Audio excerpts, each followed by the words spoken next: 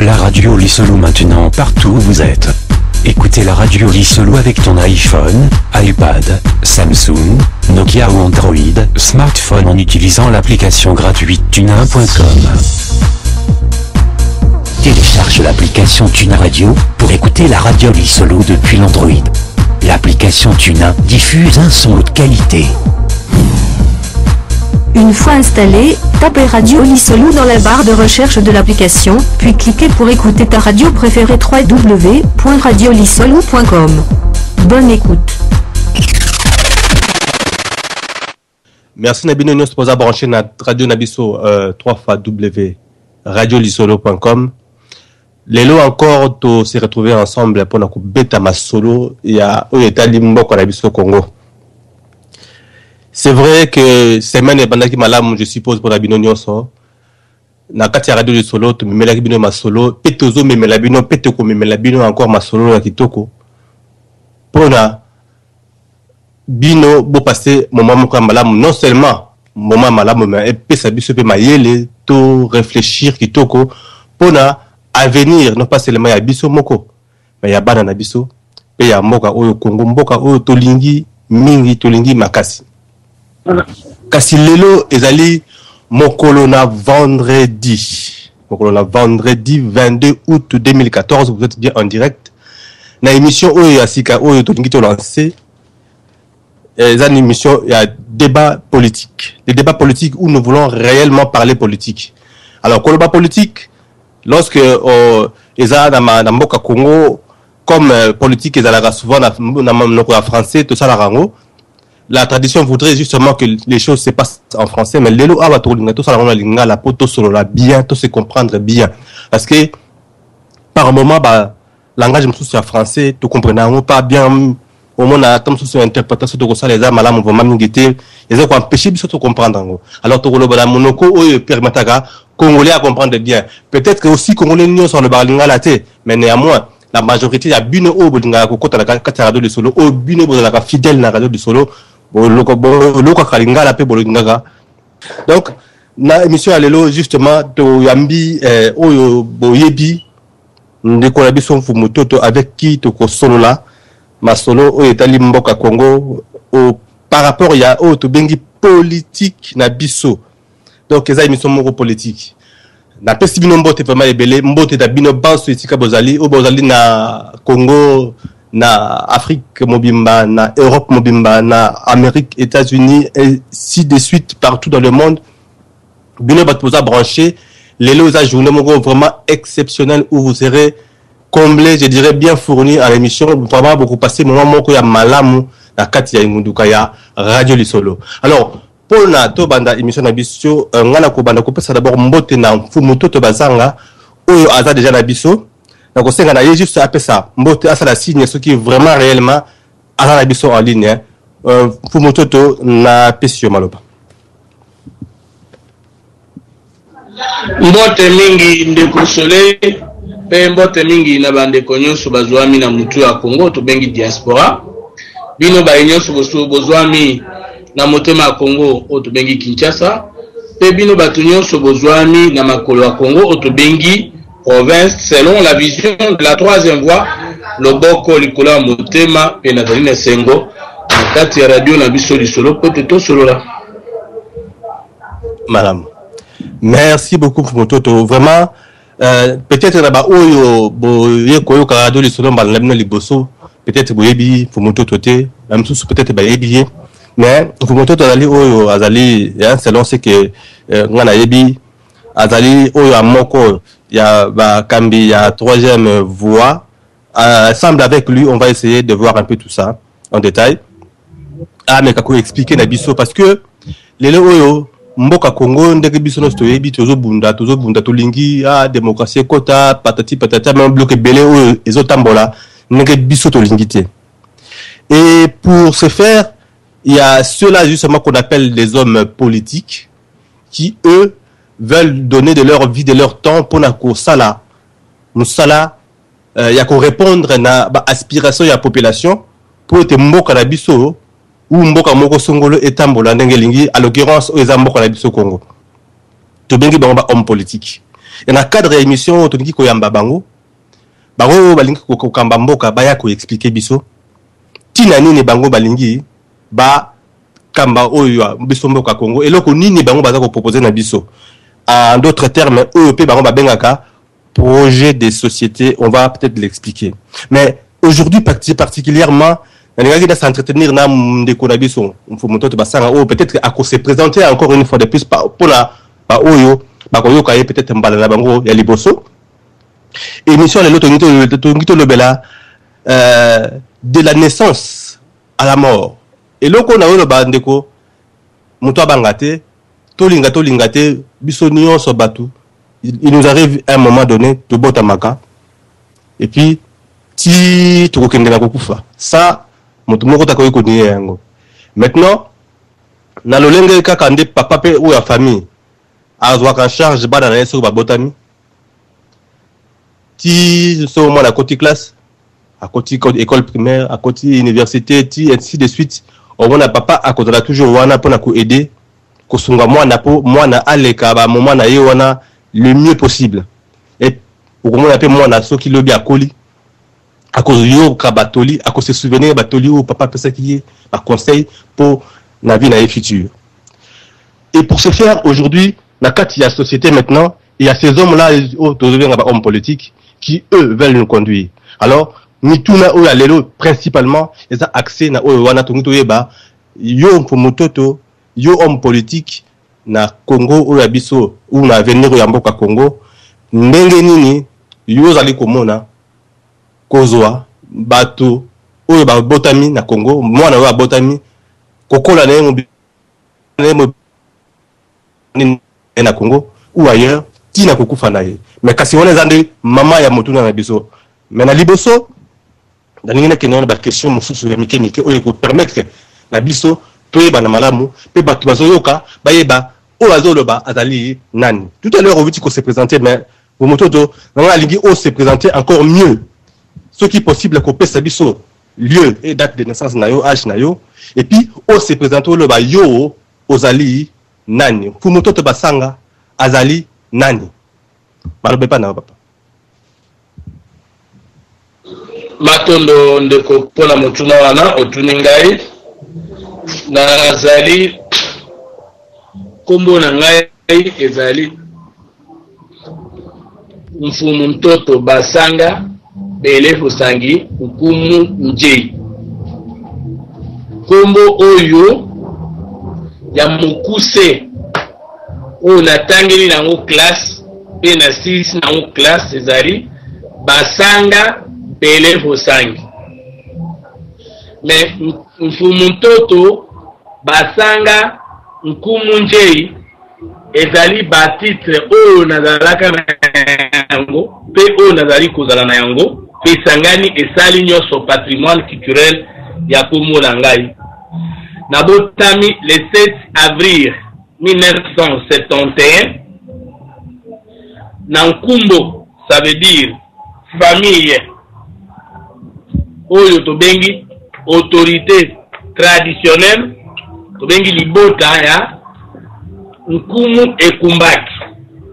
Nkumu Ekumbaki ezali na kati ya sudi mboka na biso moma eza na biteni 4 balanga lendoko bokonji la wavera na mboka na 4 biso nde tozali famille ya Nkumu esika mfumu azali elingi koloba bato ya yambo ya Bonkumu na mboka wana village moma eza na kati ya collectivité et groupement Limpinga.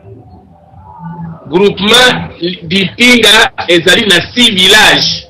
Toba mboka Motoba. Groupement Limpinga ezali na secteur de Bakelato de Zikela. Secteur de Bakelato de Zikela ezali na territoire ya Lomela to Lomela. Territoire ya Lomela ezali na ancien district ya Sankuru. Na Kasai Oriental. Basanga Fumutoto Kumunjei azali de nationalité congolaise. papa na ngai kombo na ye Basanga azali moto ya Moma. Mama na ngai Basanga Kumu Ekumbaki moto ya Moma. Mama na ngai Basanga Bosengi moto ya Mpelenge à 18 km na mboka ya papa, toujours bato ya Ikela, bango nyonso mibale bato ya Sankuru na Kasai Oriental. Kolongo wana lola kaonga na lobaka tobenga kango Ikela na kati ya Sankuru Kasai Oriental. Na botami kuna na tangi na EP kumu elenge na silisi classe ya mke tobenge école primaire. Tambola bisike bele kasi na silisi na école wana. Na tangi école secondaire bisike bele mais na silisi na institut Bondo na Lomé la centre chef lié à territoire na biso. Pe na Longwe na Mboka pe na commune à Kinshasa le 16 avril 1994 pour na poursuivre des études universitaires na ngai na sali classe awa na sali orientation scolaire awa na sali qui sous relations internationales na sali sciences politiques ndambo muke na droit pe na ba formation kirikiri nde yango wana banda mukolo na botamaki banda ko bomwana na ngai pe liboso na ngai ya komata université ya Kinshasa nazali bongo mubandi ya 3e voie oyo na bandi ko exposer yango banda na 2e CO na secondaire na CO na institut Mpelenge d'études auto sika na tanga CO kino mukolo malelo méditer wana na mnoko na ngai ezali bosise la voix de l'esprit au monde marque commerciale na yango et bengami 3e voie. Papa Mototo tiens le virgule moqué. Là où tu peux évoquer 3e voie. Donc yo to comprendre la biographie na yo ici ko botami la classe otangi aux ali politologue de formation son na le babongo. Alors 3e voie expliquer biso 3e voie ezali nini ezali mouvement politique, ezali parti politique, ezali association, ezali groupement, ezali nini 3e voie. Matondo mingi na mbangu papa na kende mambangu ce poto na tami. 3e voie todo kende mbangu. 3e voie ezali courant de pensée culturel pour la paix et la bonne gouvernance de la terre. Ezali courant de pensée culturel pour la paix et la bonne gouvernance de la terre. Nakati na yango, il y a 3 plans. Il y a le plan spirituel, Otobengi, la révolution spirituelle. Il y a le plan scientifique, Oyokopesa, la révolution intellectuelle. Et il y a le plan politique, Oyokopesa, la révolution structurelle. Mbongwana na bonzambe, mbongwana na bomoto na boyebi. Mbongwana na bokonzito bobongisi mboka. Voilà la 3e voie. La 3e voie est installée na Congo. Na Congo, donc, besoin d'une existence légale avec les institutions et aussi partout dans le monde. Sans débat. Ok. Alors, ce qui n'a pas la définition du coup c'est la 3e voie. Il y a l'aspect spirituel ou peut-être te retoucher à un côté pour nazo maîtriser en capacité. Mais d'un côté scientifique, na politique, est-ce que vous pouvez expliquer biso un peu mieux pour que tu bascules vraiment la politique qui peut expliquer biso surtout na scientifique, oui, na politique ou expliquer biso politique ou bino vous a comme na carte il y a 3e voie. Et ça politique socialiste, ça politique capitaliste, libéral ou socio-démocrate. Merci beaucoup. Na motuna ce qui na comprendre bien là qu'il est sur le plan politique hein. Mingi sur le plan politique, mais ce qu'on peut expliquer sur le plan scientifique, et l'ingi kolobanini na kati ya 3e voie. Sur le plan scientifique, révolution tomeniez lingi koba, chaque résumé na nyonso misa tukana mukuse. Sur le spirituel tolobi boy, chaque peuple a des spirituels qui constituent la base de son ADN culturel. Ekolo nyonso azali na likanisi na ye bilaka na ye onzambe oyo ekeseni na ekolo nyonso mosusu na mokili yango nde ezali lokola socle mpo na bizaleli na ye, c'est-à-dire paradigme ekouta na bizaleli na ye ya molimo. Deuxième élément ezali sur le plan scientifique, chaque peuple a son génie propre créateur. Otobengi le Congo, lokola so ba congolais elingi koloba peuple nyonso azali na mayele na ye oyo akoki kosalela po ete chaque peuple azala ba problème d'une manière générale, mais plus na ba problème particulier. Elingi koloba te ata konzala ezali na mokili mobimba, mais nzala ya ba américain, nzala ya ba anglais, nzala ya ba français, ezali nzala kasi ekoki ko se poser de la même manière que nzala ya Congo. D'où esengeli siko chaque peuple au lieu que de copier mateya do etelo ya baninga, glace ya baninga, il faut chaque peuple à poser lui-même ses propres problèmes, puis à proposer ses propres pistes de solutions, sans négliger l'apport étranger et le recours au passé. Génie propre créateur, ça veut dire, et pas une abuso. Si aujourd'hui nous dirigeons le Congo, système éducatif importé, na système éducatif bakoko batika et qu'on subit révolution, mais réforme était. Par exemple, livre 1, parce que nous sommes dans la liste, dans 3 livres à Minem. Le livre 1 de la voie est la spiritualité du développement. Le livre 2 de la voie est la science et méthode de libération. Petit livre nango ezali besoin et mission de l'éducation dans la société en crise. Et ni koloba ni sur le plan scientifique. Tozali d'abord on a plan scientifique. Na kati ya plan scientifique tokokuta les nouveaux paradigmes scientifiques, les nouveaux concepts scientifiques, la nouvelle approche scientifique, et puis toya kokuta sikoyo science et méthode de libération. Ozali mayelo biso toboti sans négliger oyo Socrate asali, oyo Karl Marx asali, oyo Barandi asali.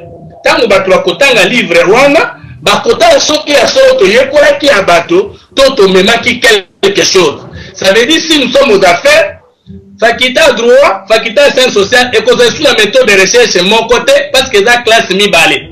Université à Kinshasa, on est si capable de faire 5 ans, quand on a fait la makamba droit, tokoto ça standard international, mais toko dans la formation raccourcie à moitié, ya bambula wana, toko former les codes de la pensée et non les codes de points pour la vie. Par exemple, tant que vous avez la révolution scientifique, moi na akokiri sous kotanga théoriquement sans avoir initié na métier.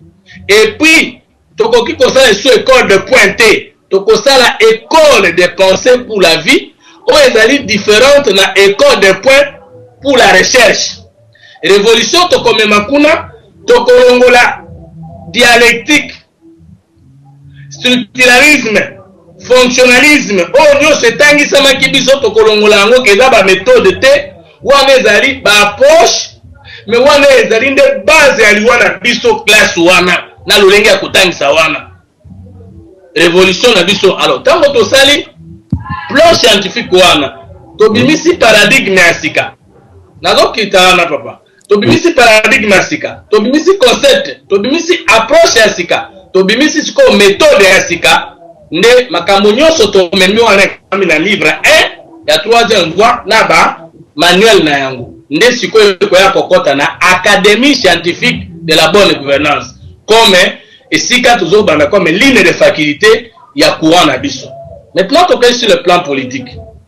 Na plan politique toza na nini premièrement. Na plan politique tozali d'abord na livre 3 ya 3e voie ozali ko exposer paradigme politique na biso, ba concept politique na biso, approche politique na biso, méthode politique na biso, na idéologie politique na biso. Biso tozali ba socialiste te, biso tozali ba libéraux te, biso tozali bato ya courant de pensée mosusu, idéologie mosusu, projet de société mosusu, ni de près ni de loin, ndenge moko na gauche na droite te. Mais toujours négliger l'aspect positif peut-être dans le socialisme, na libéralisme, mais na justifié.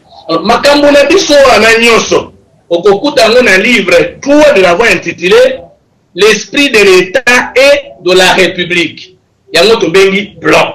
Na kati ya plan sikoyo tozana académie après université, c'est-à-dire faculté ya académie politique de la bonne gouvernance. Tokozwa sikoyo l'école du parti yango wana. Après, dès que tolongo na académie politique de la bonne gouvernance, c'est-à-dire au-dessus de notre parti politique, nous kozwa sikoyo les partis libérationnistes congolais.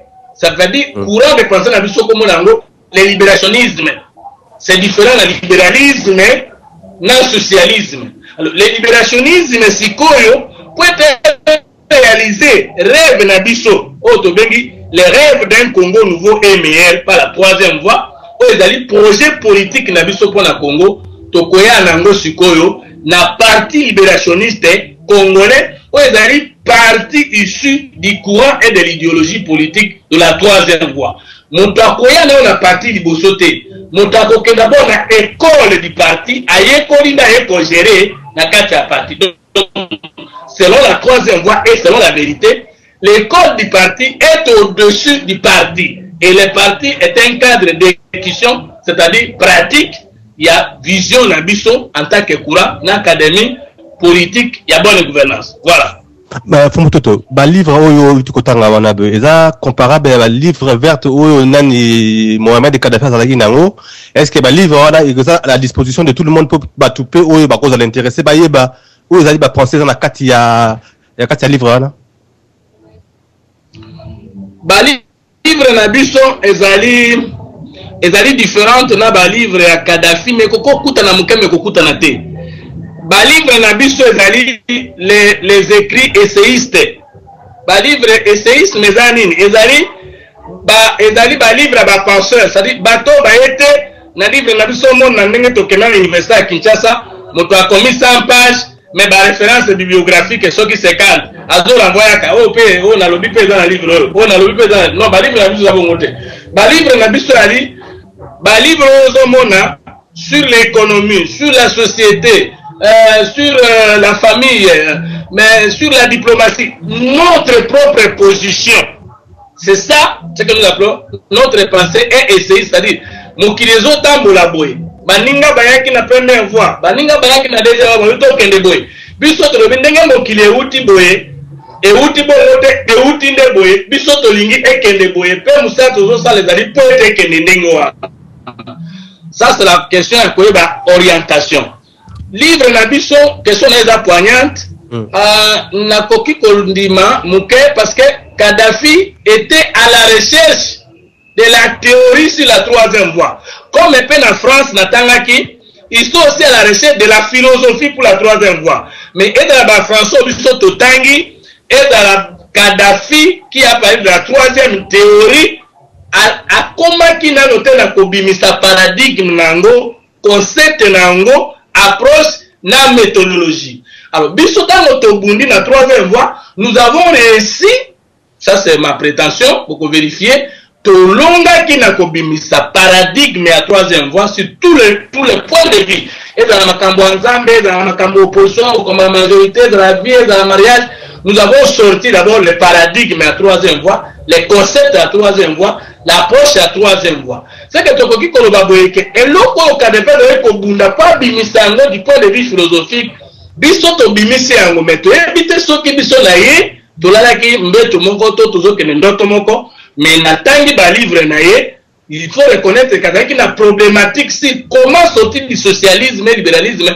où il y a des mitambo minere batie biso. Biso peut être une problématique moko en disant mais pourquoi makambo nyonso, que ce soit côté à l'Osambo, que ce soit côté politique, que ce soit côté école, et c'est-à-dire qu'un groupe ya bato moko boye va proposer à Kabamsuba exécutable. Au niveau de la problématique, peut-être nous avions la même chose. Mon niveau de résultat, ezali bato batangi Kadhafi, bakotanga biso, ne bakoye bakoloba, est-ce que ezali okomonko to ezali différent? En plus, pendant que Kadhafi se battait pour que leadership nyonso ya ye est dans un individu Kadhafi, biso tozo bunda pour que leadership est dans un individu Fumutoto te, mais est dans un leadership de partage. Ça veut dire avec ou sans Fumutoto que nos idées, nos valeurs, nos couleurs triomphent. Fumutoto, na la citation na moko par rapport à ce que tu viens de dire par rapport à leadership. On le voit que le leadership congolais est basé sur la dénonciation et non sur la politique. Il y a le banini. Nalingi kolobake na Congo en réalité leadership est dans l'autorité. Ce qui te compte la mot tout leader lingo va diriger, ce sont les idées, les valeurs qui constituent le leadership et les hommes viennent comme des animateurs. Congo n'a biso question les pertinente. Congo n'a biso d'abord parce que terme tout ça peut évoluer Zali de la mort, de la naissance à la mort. Je crois que nous sommes aborder et Zali na problématique na wana na questionnement na wana. Biso te lobi que le Congo est mal né. Le Congo du 30 de 1885 était mort-né. Le Congo du 30 juin 1960 était mort-né. Le Congo du 24 avril était mort-né. À ce moment-là, tant qu'il n'y avait pas de courant de pensée d'origine congolaise, tant qu'il n'y avait pas d'idéologie d'origine congolaise, tant qu'il n'y avait pas des idées d'origine congolaise, tout mon côté à quoi Kolobakaza leader. Pourquoi? Parce que depuis 1960, il est là. Batu batikali kolanda ba idée était c'est l'obiso batu balandi batu parce que un père ezala ki parti politique était ezala ki Mobutu, PPRD ezala ki parti politique était ezala Joseph Kabila, IDPS ezala parti politique était ezala Etienne Tshisekedi, INC ezala parti politique était ezala Vital Kamerhe. Pourquoi? Mais parce que peuple congolais a eu des idées à batu wana te, mais peuple congolais mona bango soit na courage, soit na dénonciation, soit la imitation du combat qui s'est passé dans d'autres pays du monde. Et dans chacun de ces formations politiques, en titre d'exemple, on a cité, vous voyez que le leadership n'est pas individu et non dans le groupe. Ça veut dire que ce qu'un individu a l'ongwe et l'okouana est koufi. Et c'est depuis 1960 qu'il est là. Batubalanda Mobutu, Batika Kolanda était parce qu'il a convaincu Bango na baïdé. Batubalandi Joseph Kabila, Batika Kolanda était parce qu'il a convaincu Bango na baïdé. Moi je soutiens Tshisekedi, mais quand vous lui posez la question, mais Ondimani n'est pas naïf, un grand opposant. Mais quelle est sa pensée, quelle est sa vision, quel est son projet de société, état de droit? Mais qu'est-ce que ça veut dire état de droit? Ou comment vous concevez, vous, dans le cadre de l'IDPS, état de droit, dans le cadre de la culture congolaise? Bakolinga ko exposé en route, les chrétiens aux akofinga. Batolandi Léon Kengo, balandi était parce qu'il y a personne qui bango baïté. Non, ce côté biso en réalité, tous les leader était, mais toi, chef. Parfois, tu dois chef, mais toi, patron. Voilà pourquoi la loi dit que. Est-ce que Yomo propose différent à Bangote? Parce que, bon, na progresser dans Mituna. Là où justement, Nagoya peut tout nos Mituna pour répondre tout à l'heure, est-ce que, qu'est-ce qu'il y a de différent là-bas, tu peux citer Nayo? Hein, on répond après. Mais Kassi, aux autres, la troisième voie. Mais pour le Nani, troisième voie, pourquoi pas la première, pourquoi pas la deuxième, pourquoi pas la quatrième, sixième ou autre chose, seulement la troisième voie? Merci beaucoup. So, naza différent à Batouana parce que ce qu'on dit, autour de la diaspora, tout na Kinshasa, la province. Autour de Fumutoto, oyebi, Aoulateka, yebi Fumutoto, pas dans la mituka. Agolbataka yebi fumuto kwa na mbongo. Agolbataka yebi fumuto to kwa za kitoko. Agolba fumuto to mutu a troisième voie. Omoni azo yeba ngai na nzela a voie. Abi mutu a troisième voie. Mais déjà je suis identifié un courant. Et puis batebele babenga na kisasa wakaka troisième voie. Comme na kutu ebunga, bakoma ko benga ngai troisième voie. Et loko mususu ekeseni nga na ba leader wana. Ba leader ebe na kisasa atia kokufa akokushe ide na ete. Ada pena idée était soit au moni interrogation ba journaliste ba tuna mituna, soit au moni mutu muso a commencé lui, soit à sali livre scientifique mo boye. Mais ngai suko kei na bibliothèque nationale nazala vivant ou pas okokuta tome 1 ya pensée à troisième voie ezali 4000 pages na déposé yango le 2 août 2011.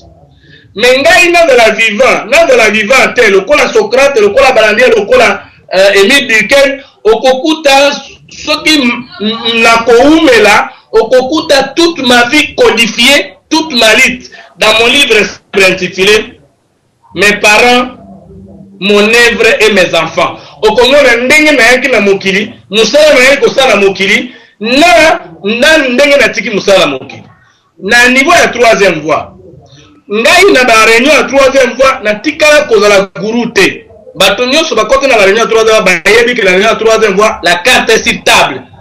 Nous n'avons jamais été sous la domination de Fumutoto comme individu. Ils allaient sous la domination de la raison. Et bande kono dans la diaspora na Kinshasa bakoki ko témoigner. En plus de ça, ngai na sala ka jury citoyen na Kinshasa, na sala ka ba conférence spirituelle na Kinshasa, na sala ka ba conférence politique na Kinshasa, na sala ka ba conférence scientifique na Kinshasa pour na ko préparer relève. Mais ce côté de la partie politique à Congo, il y a 1960, il y a des gens qui vont jusqu'à 80 ans. Il y a des gens qui sont des présidents à vie. Mais puis nous avons la concertation nationale. Lorsque les gens de la 3e ont refusé que tu participes à la concertation nationale, j'ai démissionné en respectant les gens de la 3e voie que moi je ne trouve pas d'inconvénient d'y aller. Ce sont des signes. Tant que tu crées un parti politique à 3e voie, le président du parti politique de la 3e voie a oublié les États-Unis. Jusqu'au moment où nous parlons, parti politique à 3e voie est outil dans l'idée à Fumuto, dans l'idée à ma membre Moussous. Mais il y a un président, il conseiller. Ce sont des changements. On oublie surtout la question que nous on peut faire la politique autrement. Ok, et bongo.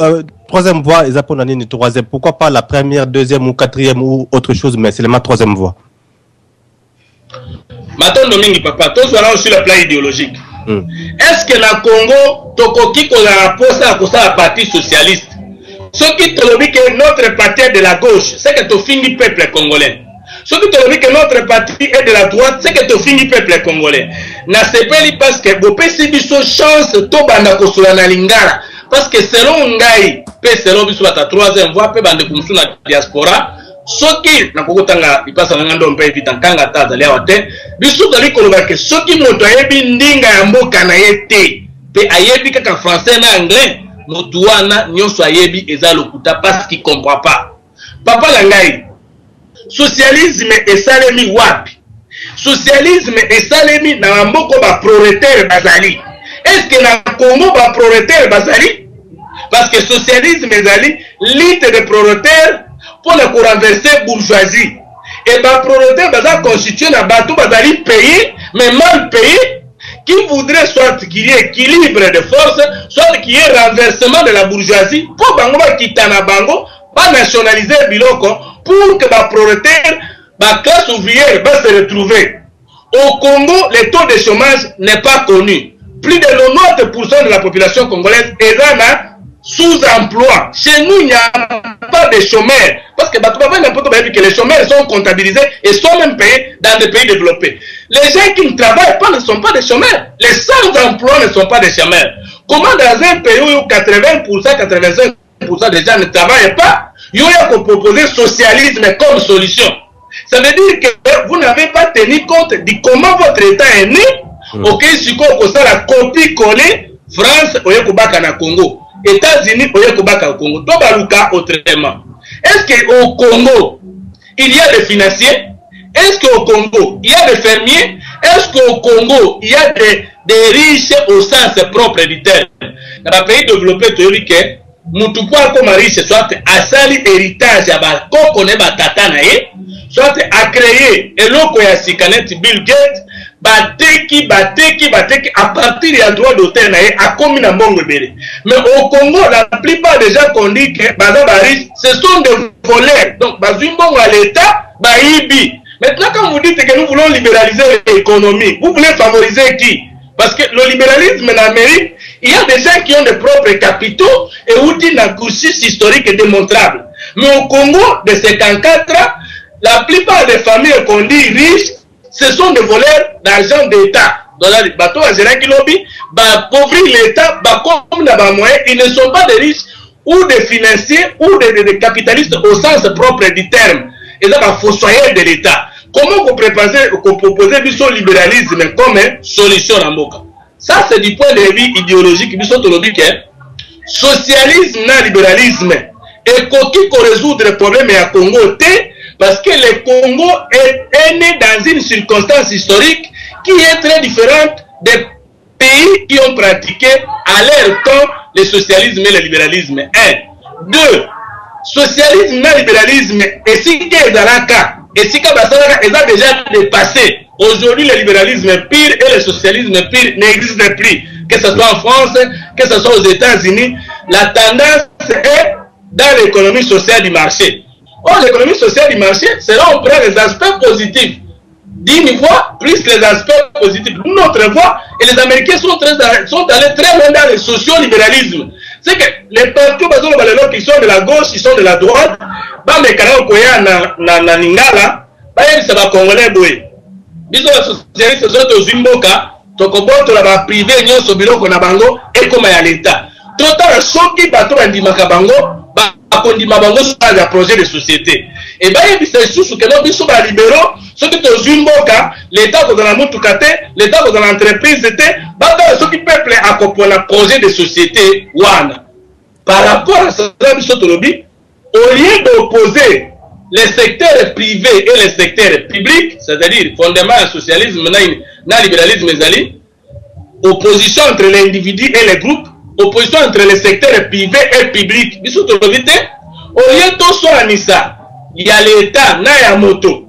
Au lieu de soit Nissa, il y a moto, na ya l'État, moto na liboke ya bato, biso tolingi ko soit Nissa, makama na biano. Au lieu d'opposer l'État et le privé, l'individu et les groupes, nous voulons opposer les problèmes et les réponses, les menaces et la victoire sur les menaces, les problèmes et les solutions aux problèmes. Voilà pourquoi dans notre pensée, le libérationnisme est défini comme un ensemble de méthodes et de techniques qu'un peuple utilise avec les secteurs publics ou privés ou avec les deux pour trouver des réponses à ses propres problèmes. Si les secteurs privés et publics, que nous avons tous un ennemi commun, n'empêche que mais ce qui est ennemi à l'État, c'est un ennemi à la privée. Le privé mais ce qui est ennemi à l'État, mais à privé, l'État alors, ce qui nous sont commis à pouvoir, donc on a la bactérie économique biloko ya l'État et kozala, biloko ya privé et kozala, et biloko ya l'État kosangisana privé na banombele mususu et kozala. C'est ça le concept fondateur ya libérationnisme. Là, c'est ça sur le plan pratique. Sur le Mbango vraiment biso tozali troisième voie. Oui, Mbango. Tozali troisième voie ndenge nini? Première voie epa na biso ya décolonisation. Deuxième voie ezali démocratisation. Biso troisième voie ezali humanisation. Alors, tokopesa na mukuse. Première voie ezali Lumumba na maninga na bango, combat ya libération. Balobi mabe eza mundele, parce que ya yaki ko occuper biso. Babundi, babengani mundele. Ezali elonga. Mais biso balonga ki te pona nini, ils ont mal posé le problème. Tant mundele yaki ko konza biso, ayaki na religion ya colonisation, école ya colonisation et système politique ya colonisation.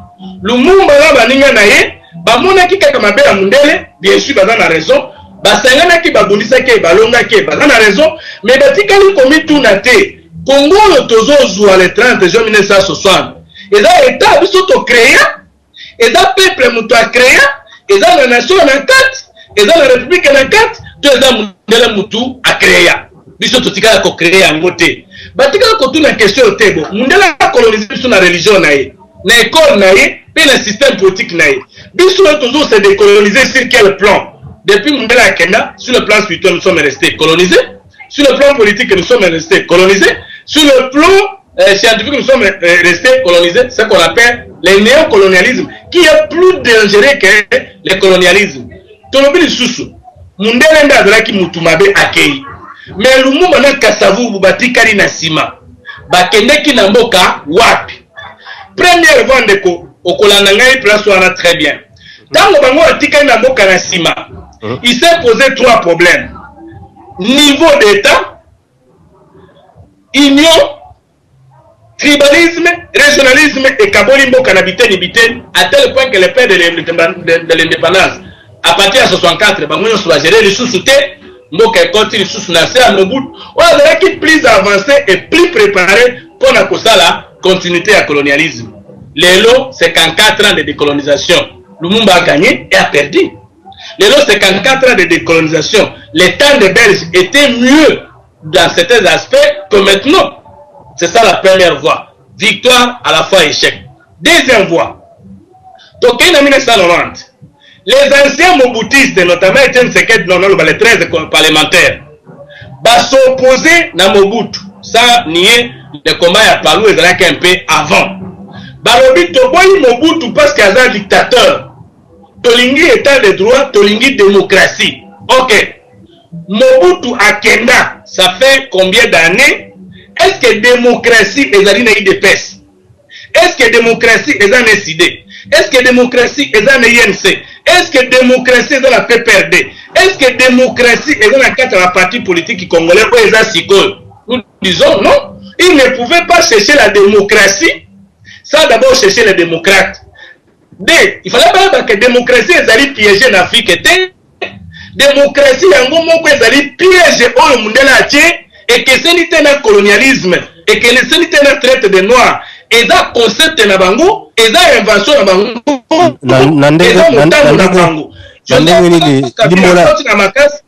Limbola avant madame nandenge nini Nandenge balobi démocratie lingo ba pouvoir du peuple par le peuple et pour le peuple. Tango communauté internationale la zone du Makabila triqué l'élection puis avant dans le pouvoir. En 2011, et dans la France, et dans la Belgique, et dans les États-Unis baloba ini tricherie électorale et qui na Congo était au stade le matin depuis Mokilibanda. Les mêmes personnes qui ont condamné la tricherie, ce sont les mêmes personnes qui ont félicité Joseph Kabila, qui les reçoivent en tant que président de la République et qui les maintiennent maintenant. 1. 2. Token en 2006, Token a voté Batu. C'est Jean-Pierre Bemba qui a gagné les élections. Tant que Kabila a tiré l'élection, communauté internationale monarchie.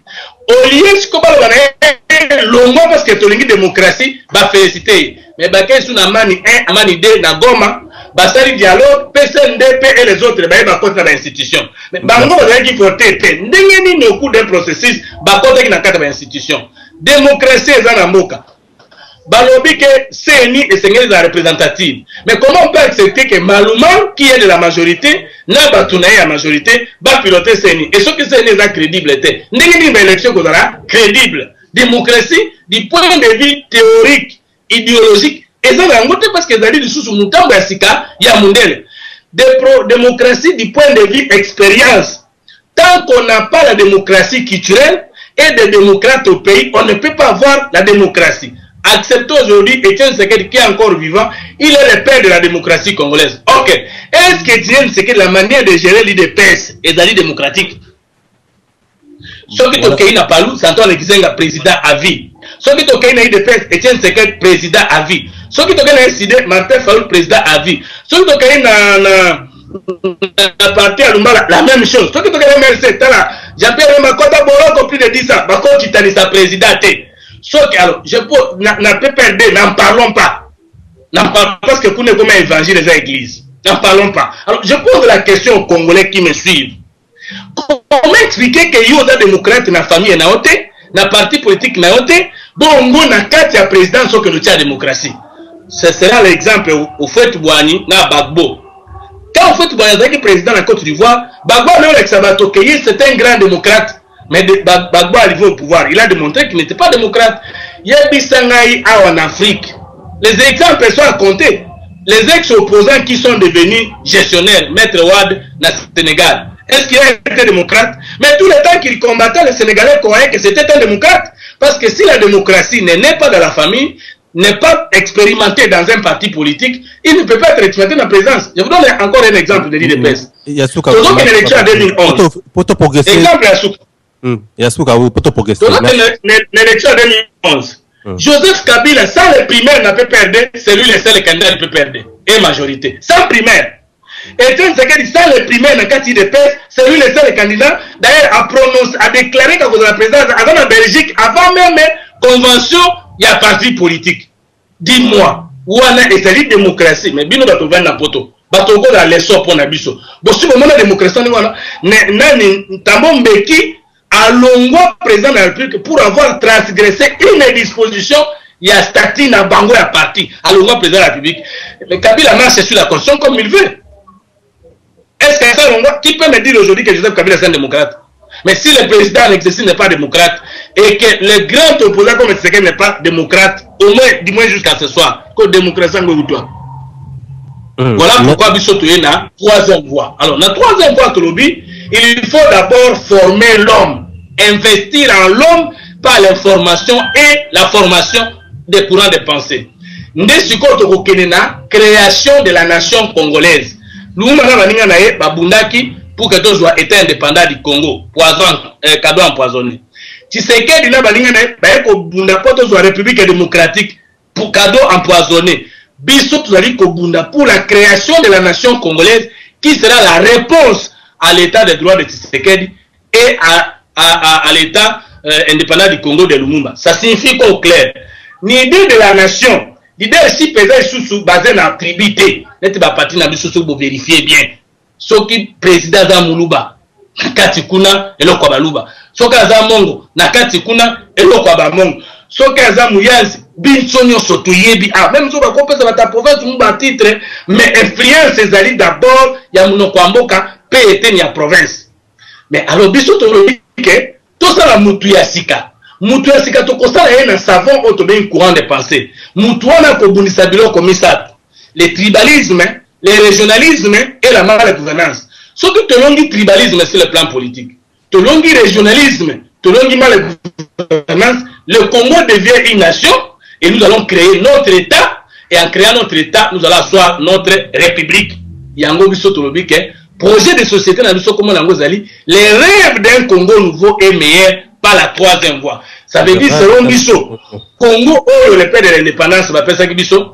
Congo, le père de la démocratie, va faire ça Bissot. Et Zali, Congo, Moko, et Zala poison, na 4. Ceux qui te continuent à coller à notre Koku Fagnos.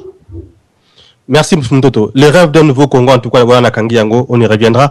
Mais pour Moutoto, dans la question personnelle, avant tout, basculer la deuxième partie, et puis, la bandeko, besoin d'abisso, ceux qui motuna ou préoccupations ali, en tout cas, pas d'attaque personnelle, ou attaquer, n'a pas idée, ou ndekwazo, parce que ça a un côté, ce qu'il y aura mieux à proposer, au côté, on aura besoin de 2 personnes, en tout cas, pour mon tournoi, on a coupé ça, ou aille, question ou préoccupation. Mais pour Moutoto, pourquoi Nanyos au lobby, qu'est-ce qui ils ont poussé au sein de la politique dans le Congo, étant donné que Ndenge Outuko expliqué troisième voie, selon ce que j'ai pu repérer, parti politique la troisième voie, et ça que c'est revendiqué ni de la majorité ni de l'opposition institutionnelle. Finalement, ils ont ni alors.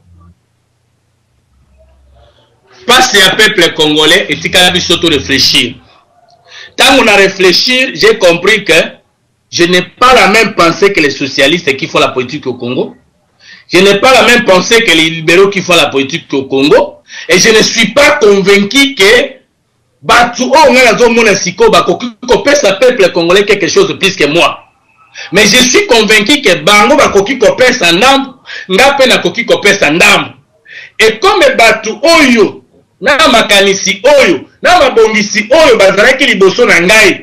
Nazui mon côté comme modèle, moi si qu'on a landa mutu, ezate. Donc il faut ce qu'on a zoa baïdé nanga, personnalité nangai, moralité nangai, na fort nangai, sans négliger fort baninga nanga à troisième voie, pe bande comme ça bazan sympathisant à troisième voie, donc créer leadership de partage pour qu'ensemble nous puissions gouverner le monde autrement. C'est-à-dire quoi? Le fait que la makanisi mosusu naza pe na bizaleli mosusu et puis na yebi que mutunyo swazali spirituel, intellectuel et politique et que celui qui ne fait pas la politique n'aime pas sa vie, n'aime pas l'autre et n'existe pas.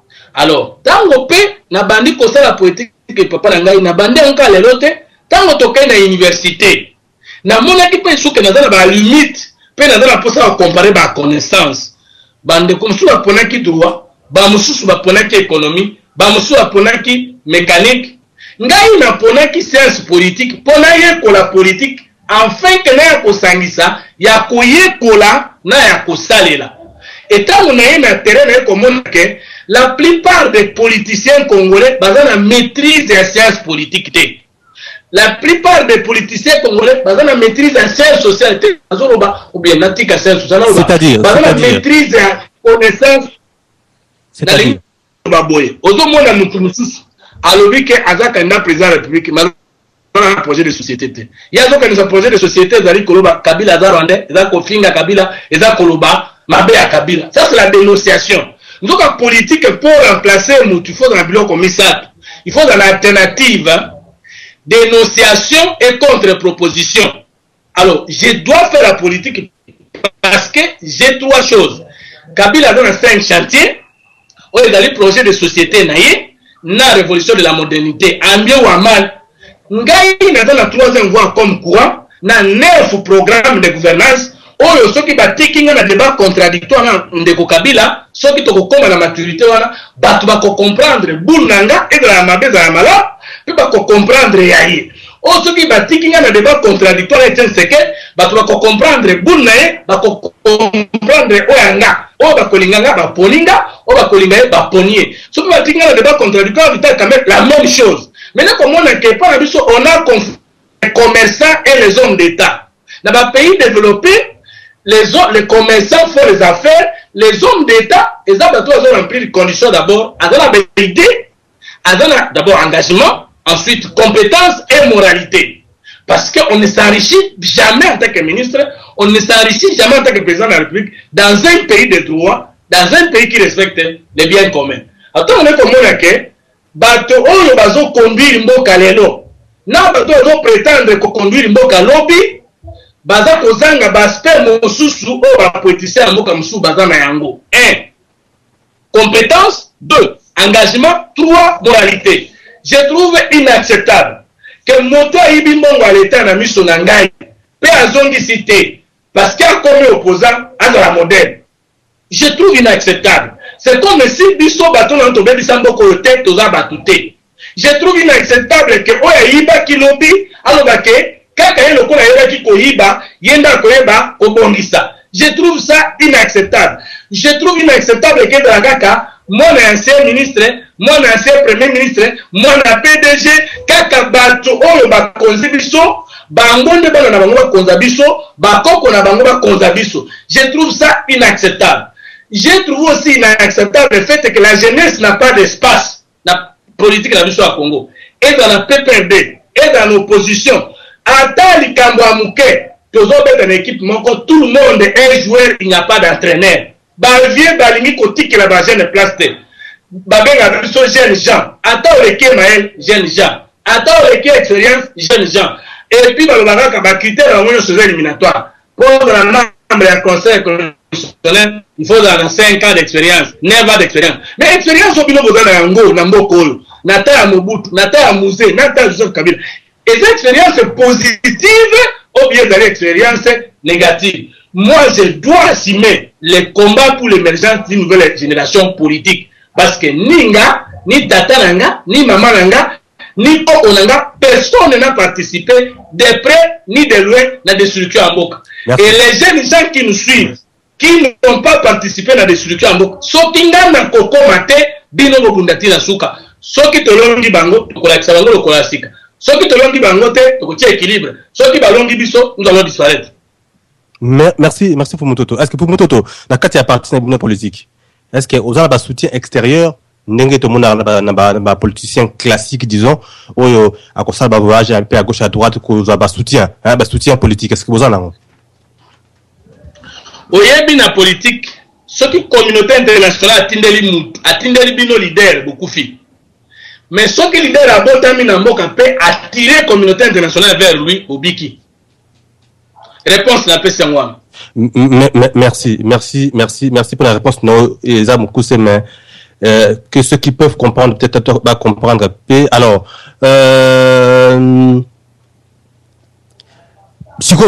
Mototo, au tracé au programme politique qui a tel. Mais en tant que parti politique, courant de pensée, c'est la troisième voie. Projet Nabino, projet à société. Parce que projet à société, c'est-à-dire qu'il y a une société qui est là. C'est comme une famille. yo siko au lobby aux un projet pour la société wana que base à la bien, balia bien, va vivre bien. Comment est-ce que aux compter na 4 il y a 3e voie ou non se basa quoi adhérer na structure na bino nyonso aux compter kozoa autre bengi congolais de la maternité à la morgue.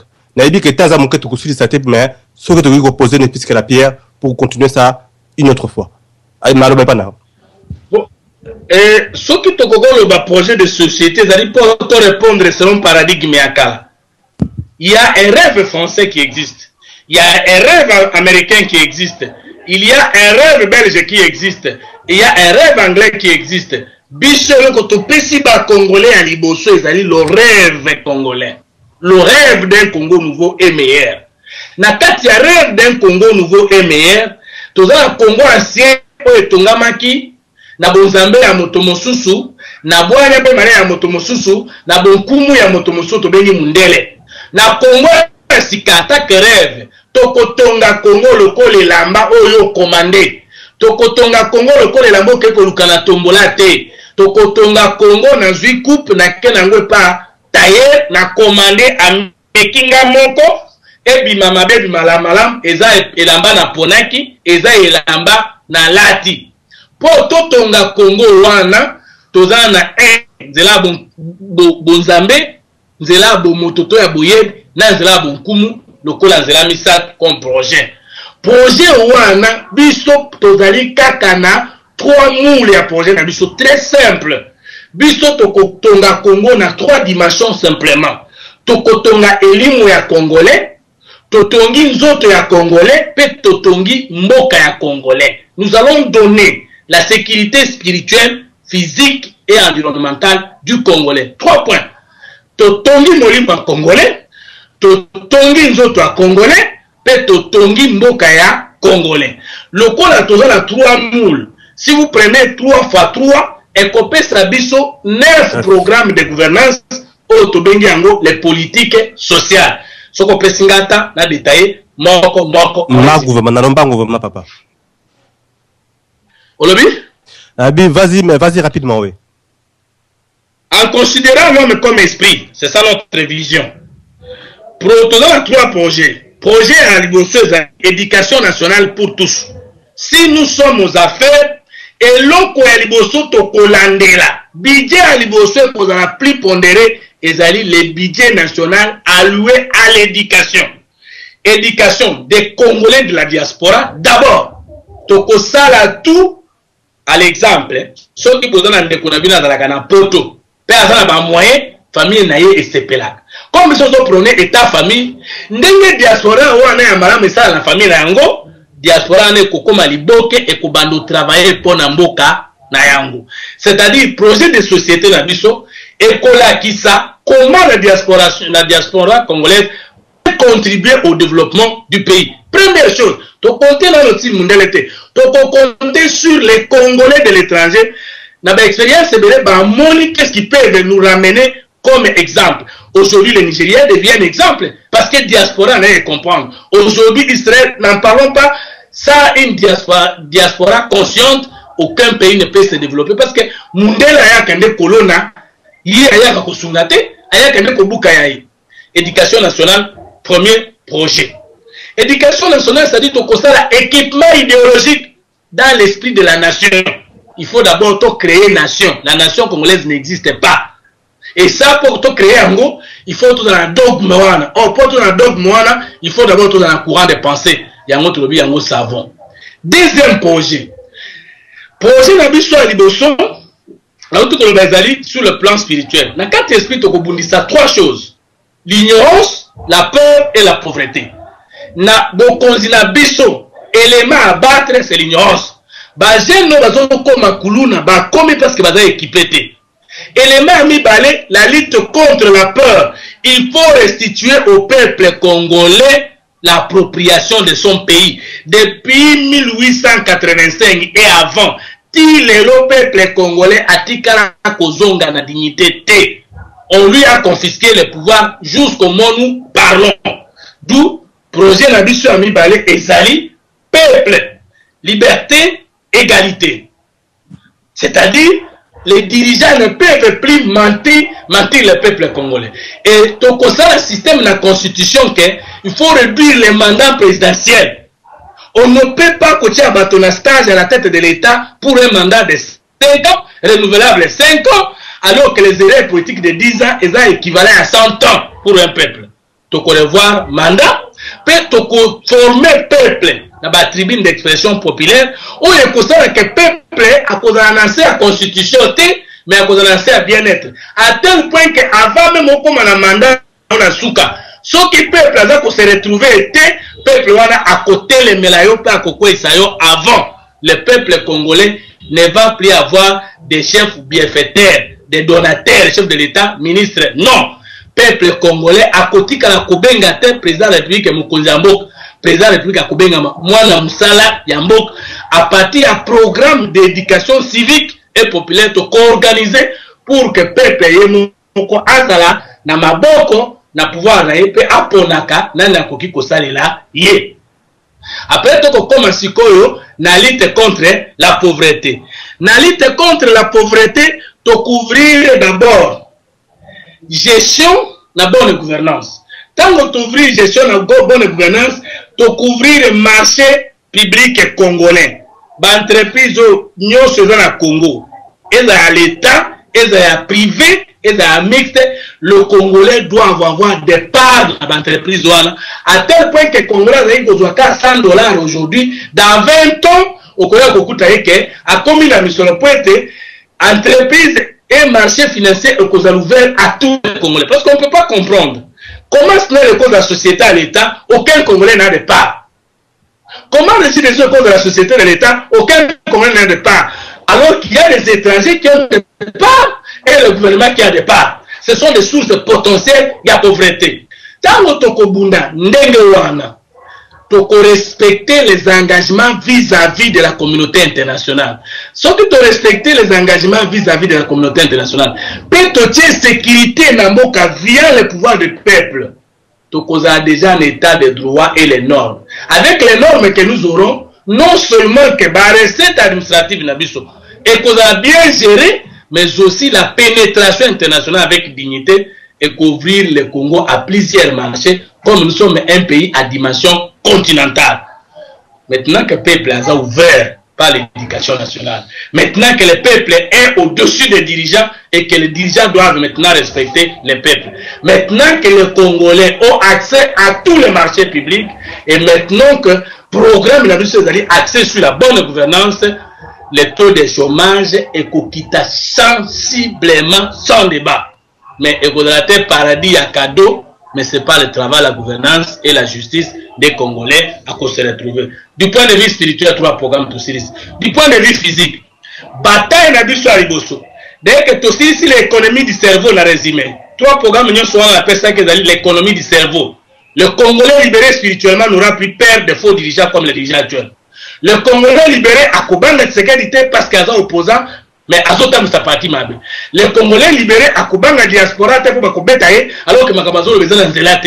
Les Congolais libérés à Koluba, Bomaye, Kasiti Kambokanae, Bomaye, Kasikosaka Nambokanaete.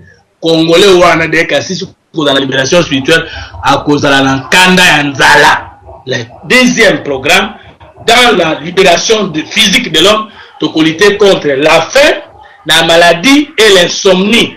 Deuxième programme, on est comme ici déjà. Vous voyez côté esprit, ils ont 3. Côté corps, ils ont 3. Et puis, beaucoup de côté environnement, ils ont. Alors, na côté, nous autres, tu connais ça Congolais. Tu connais ça Congolais à sa fait, à son goût et à sa santé. Et là, on a nous, il faut nous parler à la poste na zala naye. Il faut mutualia eloko alingi, puis il faut mutualia eloko yebani ke kobebi sa santé na yete. Et pour na kokoma bongo, tokosala économie d'exploitation du sol, sous-sol, sur-sol et air congolais. Toko mécana nous ko investir na programme elandi. Deuxième élément, il y a programme la lutte contre la maladie. Toko consolider la médecine congolaise et la médecine moderne, on est coupé les traitements médicaux équilibrés avec 3 types de médecine. Médecine communautaire, médecine publique et médecine privée. Toko détaillé en autant que sur le détail. Toko ici la lutte contre l'insomnie. La lutte contre l'insomnie, toko lutter d'abord la condition ya kolala ya congolais. Parce que c'est l'obiso, muto ala la kabiente, a koko kanisa biente. Muto ala la kamabe, a kozana bizali mabe na moi. Donc toko la projet à logement pour na ko permettre congolais la na ere koki pe la mukana ere koki. Et ça ici programme. Toko ici na définition de l'homme comme millier. Programme na biso kozala accès sur lutte contre la pollution, lutte contre l'insalubrité et lutte contre l'enclavement. Et ça lit 9. Donc, na premier point, tu lutter contre l'ignorance, la peur et la pauvreté. Na deuxième point, tu lutter contre la faim, la maladie et la pauvreté. Na troisième point, tu lutter contre l'enclavement, la pollution et l'insalubrité. Alors, yango to bengi les 9 chantiers. Ce qui est là, la lobby on peut comprendre l'alternative. Ce qui est là, Joseph Kabila a dit qu'il y a dans 5 chantiers, et puis il y a dans 7 points, il y a révolution à modernité. Nous sommes le peuple congolais, nous sommes à 9. Mais 9 fois 9 et 8, il y a 3 mondes de l'existence. Existence à l'Ibosso esprit, existence à l'Ibo Yami Balé corps, existence à Souka, milliers. Na Molimo, tokolité boyé, contre la peur, l'ignorance et la pauvreté. Nanzoto tokolibuni sanzala, maladie, bolali mabe. Nesika toko désenclavé. Désenclavement lengo marine ndeko. Toko fungola banzela boni. Toko fungola d'abord nzela ya mai pour que le fleuve congolais Congo soit navigable. Si le fleuve Congo est navigable, richesse et kotambola sans difficulté Congolais pour faire sous nzela te biloko ekokita équilibre économique et cosal. Toko fungola congolais par les routes en partant du Sankourou qui est l'extrait géographique du Congo. Donc, ça, un plan d'aménagement territoire, au monde la saleraki, mais avec un œil congolais. Dès que tu peux désenclaver Congo, parce que c'est l'obisson, il faut désenclaver la ville province de Kinshasa, côté à capitale à Congo, na Katikat, avec 4 grandes villes, et que ça la 5, le moins est un peu à dimension continentale, tu peux relier à mon amai, tu relier à mon balaba, après, na balaba, tu peux ça 3 programmes. La route pour la route contre la route et la route sur la route. La route pour la route, ça dit projet d'espacement. Balaba le zalaka, mais tu es na modernité, tu es na banger, tu es qui en terre battue, mais tu commences à bétonner, tu asphalté. Ça c'est le programme de la route pour la route. Le programme de la route sur la route, ils allaient balaba les mais comme on dit, dans la langue technique, la route c'est construit le même. L'autre que ça la négative, tout programme est un bâti ça va à l'écolo, tout collègue ça la tronçon l'écolo, pas résoudre le problème, mais il y a des engorgements parce que retard réunion sur l'embouteillage, dans bouchon, et ça dit déjà retard du point de vue spirituel, physique et environnemental. Tout le monde tout que ça là, projet de route contre route. Le lot va être établi que dans 5 chantiers, babongi si tronçon qui kuiti tika Kinshasa. Mais ngai na uta ki ko kende kuna ti Yofa, Nazongi, la route est déjà restaurée, mais il n'y a pas de commerce, il n'y a pas de marché. Ça veut dire qu'on n'a pas compris par rapport à l'évolution de la société. Est-ce que les routes anciennes là vont encore les routes anciennes là, est-ce qu'elles allaient sous l'antenne ou bien il faut créer des nouvelles routes? Donc, programme de la pour le Congo à Sika, et que sous Kateka na barabara à Kala, et c'est un peu ça, barabara à Sika, parce que barabara à Kala, qui correspond à exploitation, il y a métropole. Bissou, nous avons un rêve de Moussous, donc ça l'appelle un programme, Moussous. Voie aérienne, donc on désenclave. Papa, vous montez continuer encore ni masolo oyo ko détailler programme nini pour la mituna Moussous na 15 heures fona pesa. Moi, c'est la réaction. J'ai bien dit attaque personnalité, mais sur les idées.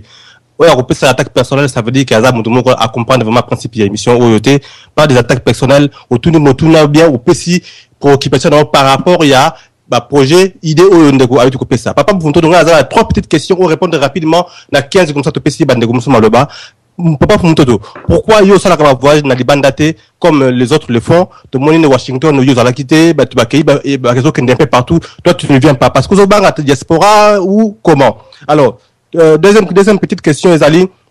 évoqué biloko nyonso mais na monité comment est-ce que tu vas concilier les richesses au Congo, pétrole, diamant, coltan ou un peu nos hommes politiques d'une manière générale bateka kayango. Alors yo na habité na programme na yo, tu n'intègres pas ça na katiwana. Et puis au kolobani ne soki mutu à faire des réactions par rapport à l'union sozoloba lobby ou l'union sozoloba. Ils allaient dire bla bla bla bla, ils allaient ndoto ya baba au kolobani. Malon ba papa. La 15 vas-y malon. Matondo mingi question à liboso ndenge na sala ba voyage te. Voyage à liboso bana moka bazelanga na Bruxelles. Fumutoto a géré les faux combattants, les menteurs combattants balobaye ke fumutoto la mtakabila soka eto kubeta yi. Bomona ki monde entier bakoti na hôtel babuki biloko ya quelqu'un qui n'a jamais géré et qui n'a jamais voler même $1 et à tika peut coller un bon majorité à $10. Tu peux me démontrer le contrat zate. Dans cette ambiance là. Pourtant, bato ba bomambo koyo nata Mobutu. Bato ba bomambo koyo nata Kabila.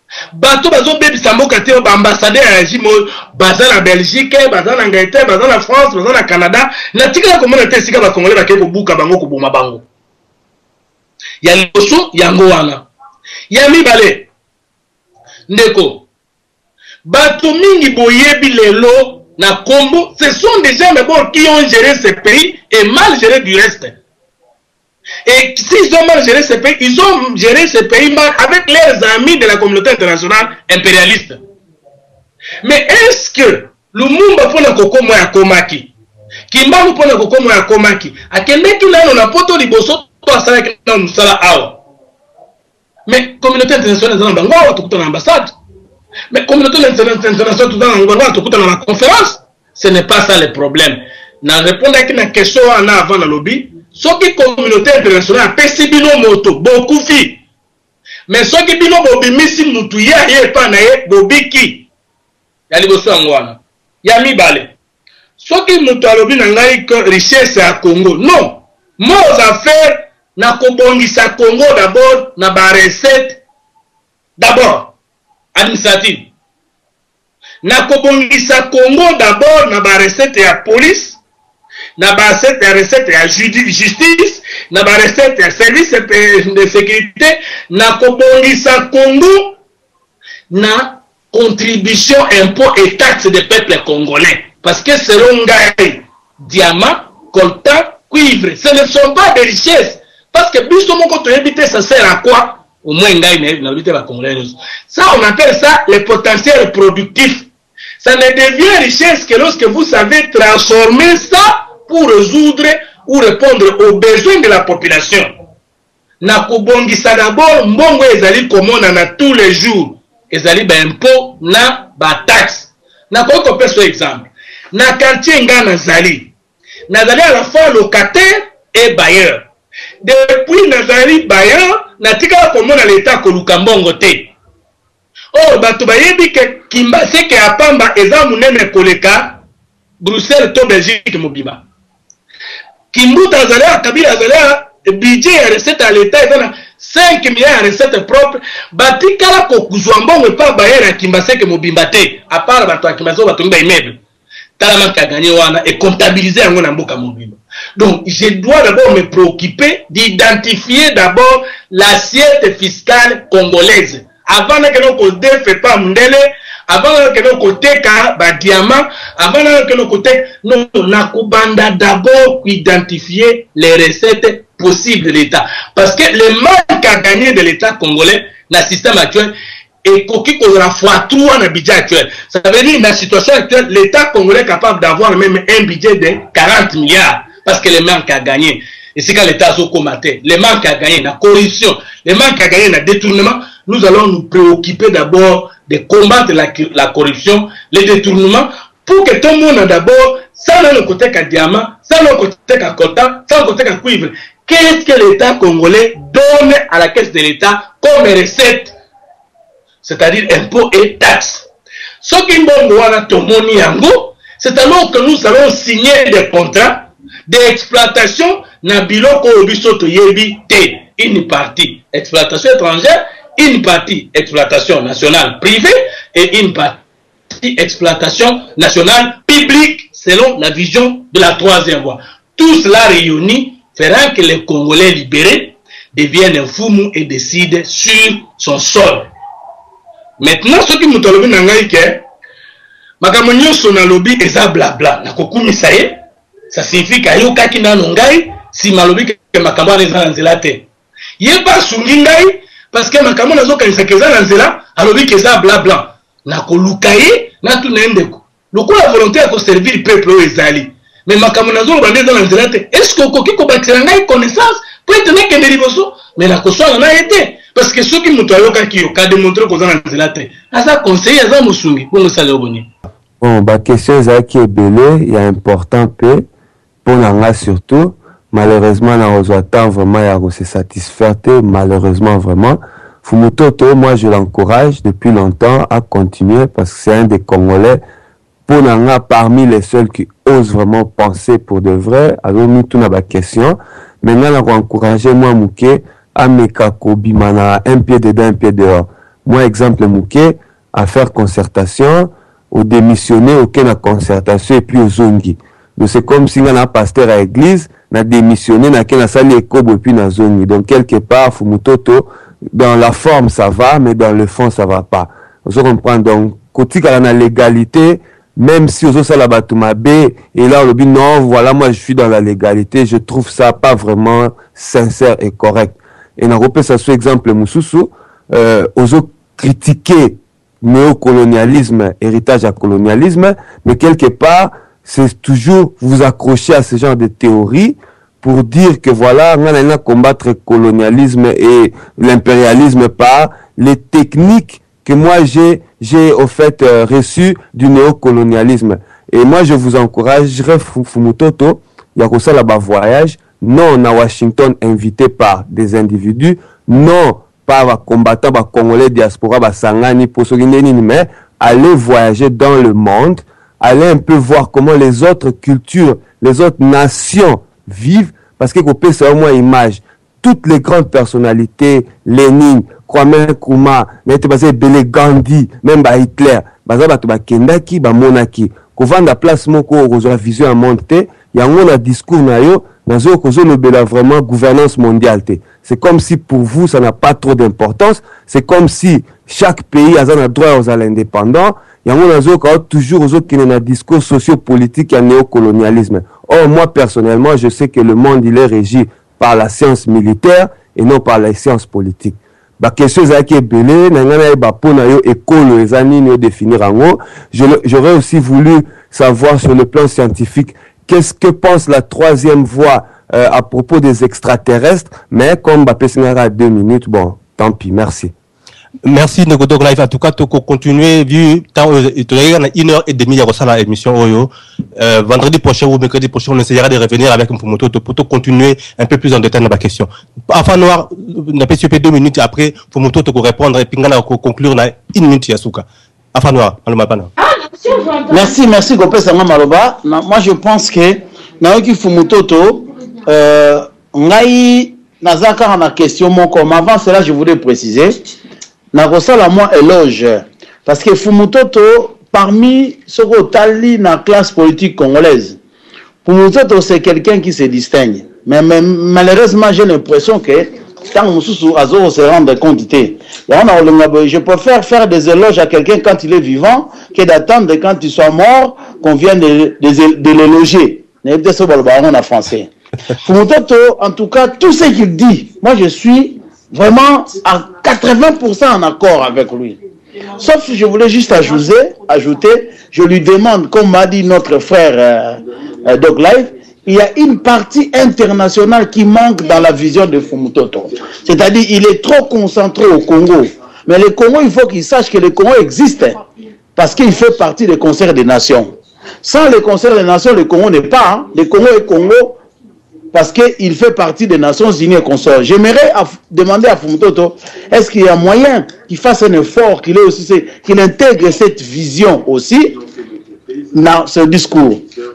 Parlant de ce qu'il a dit, moi je pourrais plutôt le suggérer et non lui poser une question dans ce sens. Ma vraie question se pose seulement, quelle analyse il a fait de sa participation à la concertation? Parce que pour moi, il n'y a que ça qui pose problème. Les restes, on peut ajuster et corriger. Le reste, je n'ai vraiment pas de quoi reprocher Fumutoto, sauf que je lui suggère seulement de faire le tour du monde, hein, qu'il ait un peu la vision du Congo de l'extérieur et non qu'il soit concentré seulement du Congo de dedans. Hein. Mais moi, ma question seulement, j'insiste sur l'aspect, quelle lecture, quelle conclusion, quel jugement, qu'est-ce qu'il a tiré des concertations? Est-ce que ça a été positif ou négatif? Parce que moi, je sais d'emblée que sa participation à la concertation nationale a été négative. Que lui qui nous dit si c'est positif ou négatif. Si c'est négatif, qu'est-ce qu'il a tiré? Si c'est positif aussi, qu'est-ce qu'il a tiré de la concertation qu'il a participé, entre autres, hein, comme a dit notre frère Doc Live, aux pasteurs, au longue pasteur, au sein de Soumouké, après aux pasteurs. Hein? Après, ça a un peu sa vision, et puis par rapport à ça, les leçons qu'il a tirées de ça. Merci beaucoup. Merci de quoi. En tout cas, Fumutoto n'a pas su réagir, et puis il y a 5 minutes, papa, en tout cas, tout tenir dans 5 minutes, on peut ça rapidement, et puis, tu as l'émission de toute façon, tu continuer à Mozindo. Fumutoto Malobaba. Merci beaucoup, Nandeko Dog Live. Parce qu'il y a parmi les Congolais qui désillusionnés sur la vie de Fumutoto. Et Azaki sincère parce que mon Congo na radio Lisola et ça mais vous parlez de Fumutoto comme collabo, c'est faux. Moi je le vis à Kinshasa, Fumutoto na eloko ya qualifier na collabo te. Et parmi les Congolais à diaspora on a mona na nzoto pe na molimo ezali Ndeko Dog. Je crois que Ndeko Dog il y a na yo personnellement tout solo là na lobité que c'est un secret que je dévoile autour de la question na expliquer yo contexte na kena la concertation. Et ce qui n'a pas que na démissionnaire rapporteur à l'opposition républicaine, et ils allaient qu'à partir d'entretien, tout ça qui n'a pas de je comprends que mes frères ne m'ont pas compris. Et comme je me suis fait leur serviteur, dans le rapporteur à l'opposition républicaine. Yo mutualiboso yebaki, et je n'ai jamais changé cet avis, til le long. Mais seulement nana d'accord na mfano wa mkomoka ebisangai omone problème na ezalini ba mona ona mabete ba ke kolukela o mabe meme ni sika ba kolukela mutu mabete oyebi pende esala kangai pasite mais na kamwaka ndenge nini participation à Fumutoto na concertation nationale et comme tâche au bande connaît ba ko abandonner alors que Fumutoto vous dit que moi parti il y aura dialogue j'irai. Mais je crois avoir 3 valeurs. La franchise, le courage et l'honnêteté. Je peux combattre la corruption. Et je ne me vois pas un politicien corrompu. Par les finances, par les matériels, par les voitures. Je vous donne un exemple, toujours dans 5 minutes. Parlons de 150aire. Na vandi na bureau, batinde linga invitation na ya. Nathalie Makambo Palo a commis na kato ya kosala secrétaire nae, c'est parmi les questions essentielles du Congo. Na bengi ba conseil nanga bon, il faut na kende na cinquantenaire ya Palu na Bouma. Ba ngoni suba bo yo na ba conflit on kende na concertation et ba congolais na bazala kanda on kende sous na cinquantenaire ya Palu. Mais ba ta Palu ba benga na kende mona ndenge ni leader exenge ça 50 ans bio amal. Ngana kende na tala na ono yibate na ono finga te. Mana kenete en tout cas na ko kende na kei ba opposé bele ba benga ki ba yete na vandi na ba tapepe de tisa a motelo bandi ko betanga a yindi lisusu tamba ko mona ba tapepe de na vandi nanga tango balingi ba yamba biso na moni voiture zo koma nata la boye Vital Kamera komi to zalaki na yeto telemi to kangi ba photo to sololaki. Mais c'est pas là qu'il au moins dans cet aspect on comprend. Un politicien, on ne peut pas lui interdire d'aller échanger. Mais vous me demandez de sortir voir la communauté internationale et le monde. Je dois avoir des contacts avec le monde entier. Mais est-ce que Bantonio sur la je dois avoir des rapports avec la Belgique. Mais c'est la Belgique qui a tué ce pays. Moi je crois que Rigue Nabine Sengela Kezala, tant qu'il y a une concertation, allez à Kimbom. Tant qu'il y a une concertation à Fingaki, tant qu'il y a une concertation à Albaki Vérité, mais le quoi la rigueur ezali que la concertation impact nango ezali positif et négatif en fan noir. Place Moussou c'est bien parce que j'ai découvert d'autres choses. Place Moussou c'est mauvais parce que dans la bateau Moussou balingai kingai mais baboyanga depuis la concertation. Mais le quoi na moi na msala bango na osala tout pour ce n'était qu'il est c'est très je ne très pour moto to bandera ma je ne suis pas couleur c'est-à-dire soko ko bandera bloko lobi na suka pour et okani ve mato bima qui entrecoupé les quelques mots lobi na suka na 2 minutes en plus na pas 2 minutes na suka qui tango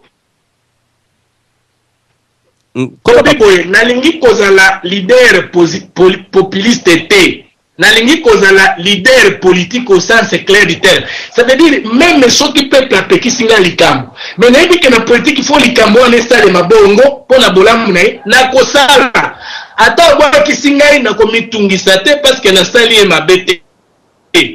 Je crois que c'est ça le problème.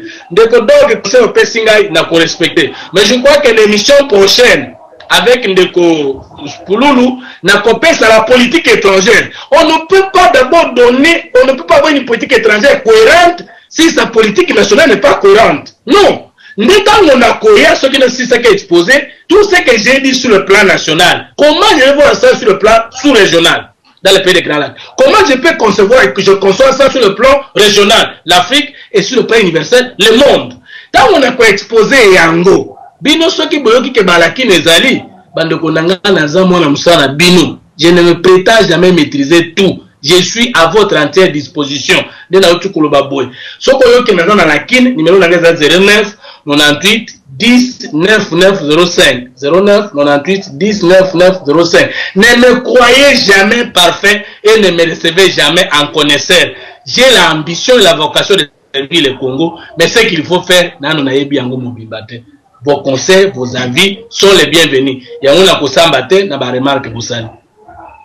Fumototo, si j'ai une idée, il pensait à contribuer par rapport à combat politique au bino pour ça la colonne Congo. Faut qu'on ait un téléphone, il n'y a pas un autre moyen à utiliser. Merci beaucoup. Boîte nanga la troisième voie au base au point fer. Siège Nabiso Zali, il avenue Timbi numéro 5 na Lemba terminus, immeuble de la Galilée. Bakoma Liboso, Galilée VIP, tout comme ba contact na Kinshasa et dès que tu yebani, tu peux continuer na ba représentant troisième voie à travers le monde. Merci Fumototo. En tout cas, Nalina Baksaka Boyokoloba, Balobaka, que la charité bien ordonnée commence par soi-même. Effectivement, la cadre de l'émission, vous allez qu'à la première pierre qu'on a posée, on va aller plus loin. Touriambakara, non seulement Fumototo, mais politicien, nyoso, avec prétendre à Koya, ko diriger Congo. Toko senga nae aya na biso à répondre les mituna wo toko nae pour biso betoyeba soki toko ko sale confiance na niveau nini et si kan ni azolinga amema biso ba question o mususu elinga ki eya par la suite mais imagine rendez-vous compte qu'on a eu que 1h30 pour faire le tout et en 1h30 on peut pas peut-être expliquer le tout mais la charité bien ordonnée commence par soi-même. On a d'abord voulu commencer par o ya biso moro na nako. Je pense que na ba émission ekoya na ba politicien mususu tokozoa par exemple ba kende pe Washington ba ko expliquer biso et loko nini malonga ba kende pe kozoa kuna parce que je comprends moi aussi ça m'a fait mal quelque part aussi que pour mototo yo au Kendaki concertation to ipsaki yo ba ipsaki ko kendete tu as fini quand même par y aller aux gens ba raison na yo mais il y a aussi d'autres politiciens au Congo pelelo ba kende pe Washington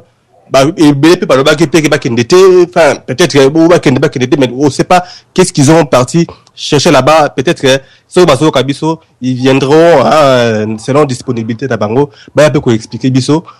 En tout cas, du moins, explicable pour que tout tirer biso pe leçon par rapport il y a nyonso oyo et wuti koleka. En tout cas, Si plein de décorer, si on peut s'en attendre 30 secondes, on peut ça 4 minutes. Je dois 4 minutes parce qu'il y a 40, il faut tout donner. Je dois 4 minutes, on réagir après, on a évité ceux qui, bandeko, besoin d'abisso, pour une minute, pour tout câble, le matin, de façon à ce que, Natigata a 2 minutes à conclure pour tout ça. Monsieur, pourquoi les lots? Faut monter tout malo. Merci beaucoup. Au moment où, pour la bandeko, nabisso, à Washington, motema mabe na biso batebele bayebite ke na Washington il y a eu échange entre opposition et la majorité et que tango Vital Kamerhe a fait l'intervention dans la voix du Congo et même tango la mère Menda komi awa na yebite suko yebi ke moya sikezali le dialogue politique mais lokola kuna bakende ko sola liboso ya mindele bato batele mera kité. Mais awa lokola to solola ki na Congo bato batele mera ki. Mais dialogue politique non. Awa na Congo tout le monde se prépare pour le dialogue selon que bayokana ki na Washington. OK. Mais biso lokola to ba ke za bande kona biso mosusu to telemela ki mabe yango te. Mais comme problème biso ezali likunya. Alors, on a tiré sur Fumutoto, na nyonso, parce qu'à partir de là, il y a une concertation. Mais moi, je dis au peuple congolais, mabok, on a pende, na ibate, na tongate, na salape mabete, na concertation, na zouambongote. Donc, tant que nga ne côté le peuple congolais, et que bino bozali pour na côté, ngai penga côté, bino, espoir ezali pour la génération asika, politique asika, Congo asika. En ce qui concerne qui mettre, que la démission qui si manayango na zongi non peut-être place en tout cas nous bien de bonangai. Je n'ai pas fait ce que les pasteurs font. Les pasteurs ali abuki mobeko a longwe pe a zongi. Quand abuka ki mobeko te, la démission est un acte libéral et démocratique humain. Quand on a démissionné, vous avez vu les membres de 3 qui ont contesté ma démission. Mais parce que Batomusu Balinga quitté na concertation et que n'a boya qui n'a qu'une étiquette un président à 3e voie. Mais je crois qu'il fallait me féliciter parce que vous avez vu Jean-Paul Kaninda, le représentant à 3e voie dans la Belgique. Mais il est passé pour dire que Fumutoto to boya qui démissionne te suspendre les caca dans ta zone qui fait zone là. Ce n'était pas venu de ma bouche. Et quand je suis revenu, les membres de la 3e voie ont siégé pour dire comme tu n'es pas engagé la 3e voie, que tu es allé comme individu, tu reviens. Mais de Konangai, Moukolonini Okomona leader du parti politique congolais a démissionné parce qu'il parti na boy. Et Ngai Moutuna créé courant, n'a démissionné, membre bas siégé, bazongi singai, mais de Konanga sogi, yangote est fort, yangote malam. Mais c'est le côté. Bino boza ba patron na ponaki. Le quoi boza trop exigeant, ngape na kosala nyos. Nazala mwasi ya mobala za très exigeant parce que ngai nazali mwana musala ya peuple congolais et je suis capable si vous m'aidez à vous servir mieux. Ça j'ai la prétention et non la connaissance. Merci. Merci Nalombango surtout koki kozwa ne puisque une minute c'est pas beaucoup mais on peut s'en servir. Donc live l'invité sur une minute tu as quelque chose à dire encore et puis tous les gars de quoi faire noir après parce qu'il nous reste 4 minutes pour tout clôturer.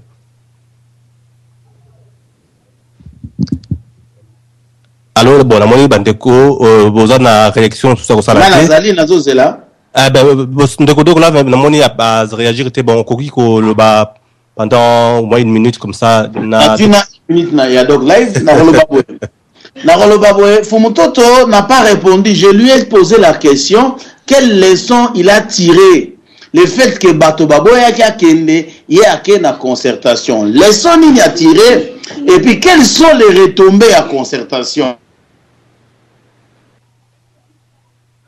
Bon, je réponds que j'ai répondu, bande kubulandanga na lubaki boy.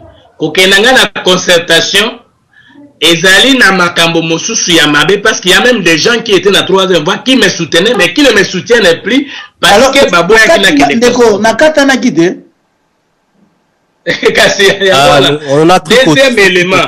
Vas-y, si ça monte non alors kasi. Ndeko Fumutoto limbisa na sidisa par rapport à cela et puis mais c'est Fumutoto a fait sa idée mais ça qu'on chiffrer en côté. Un projet de société doit être chiffré à une estimation. Papa Wangana Kati pose, on est dans la suite, il y a ma solo. Ah, d'accord, c'est pas grave, mais. C'est ma solo. Non, s'il vous plaît, de Soleil. On ne chiffre pas. S'il vous plaît, on ne chiffre pas les projets de société, c'est le programme du gouvernement. Non, dans le bien, une estimation, un projet de société. Un projet de société, ce sont des orientations avec un programme d'action qui est, on peut sous-entendre les relever comme une société, dans un business plan entre guillemets. Donc un projet de société doit avoir des estimations budgétaires. Il y a un programme donc, au groupe, c'est bien, en tendance à on a qu'à comprendre l'essence de l'obélam. En tout cas, s'il vous plaît, on a proposé Bino pour la question on ne peut pas répondre en 2 minutes dans le Cambouana. Non. Cette question, je peux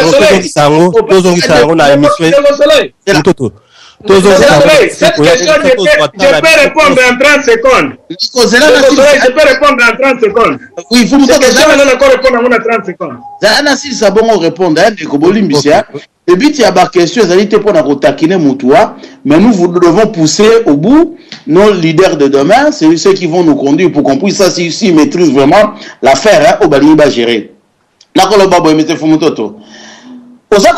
mais vous verrez que Osako manipule le monde très dangereusement. Vous êtes les géniteurs de la 3e voie. Vous pensez vraiment que c'est attaque perso. Non, pas d'attaque. Et ça dit attaque vous pensez que qui aujourd'hui, yo soko lobby qui est démissionné, qui pourrait mener à mieux, idée, orientation, il y a 3e voie. Merci. Ça va attaquer. Merci. Pour mon toto, en tout cas, une minute en tout cas. C'est beaucoup. Ok. Enfin, moi, je suis d'accord dans la question de la mais je vous informe, vérifiez dans le monde entier. On ne chiffre pas un rêve, on ne chiffre pas un projet parce que projet, Basala Kayango, même pendant 50 exercices politiques, c'est plutôt le programme du gouvernement d'un projet politique qui a gagné les élections qu'on chiffre. Le cas contraire, c'est que Moutouana a évité. Merci pour mon toto, en tout cas merci Nabino Bandeko Nyos o Bolandi Biso, en tout cas Zaki Wabino Soleil pour la émission débat politique to Ambaki pour mon toto et to poursuivre yango encore la semaine prochaine pour notre côté un peu plus en détail pour expliquer Biso en détail programme naie ya kozwa congolais depuis la maternité jusqu'à sa mort ndengeni bako sala pona ko assurer vie et puis bien-être des peuples congolais en tout cas. La radio Lisolou maintenant partout où vous êtes. Écoutez la radio Lisolou avec ton iPhone, iPad, Samsung, Nokia ou Android, smartphone en utilisant l'application gratuite tunin.com. Télécharge l'application Tunin Radio pour écouter la radio Lisolou depuis l'Android. L'application Tunin diffuse un son haute qualité. Une fois installé, tapez Radio Lisolou dans la barre de recherche de l'application, puis cliquez pour écouter ta radio préférée www.radiolisolou.com. Bonne écoute.